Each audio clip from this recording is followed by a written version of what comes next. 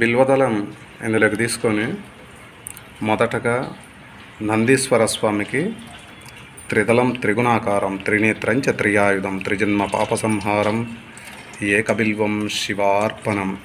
అలాగే అమ్మా నాన్నలకు ఆది దంపతులకు బిల్వదళ జలాభిషేకం. అమ్మా నాన్న అమ్మా నాన్న అమ్మా నాన్న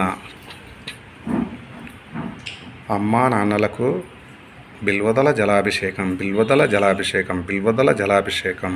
ఓం నమః శివాయ ఓం నమః శివాయ ఓం నమః శివాయ అనే శివ పంచాక్షరి మంత్రం జపిస్తూ అమ్మా నాన్నలకు అభిషేకం చేయొచ్చు.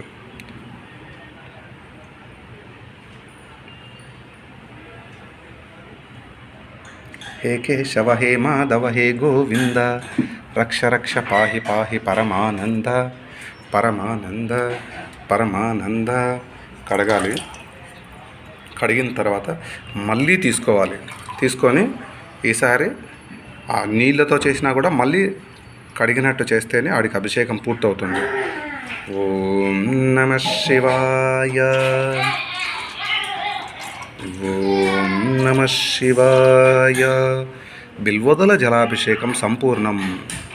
అమ్మా నాన్న బిల్వదళ జలాభిషేకం సంపూర్ణం. అమ్మా నాన్న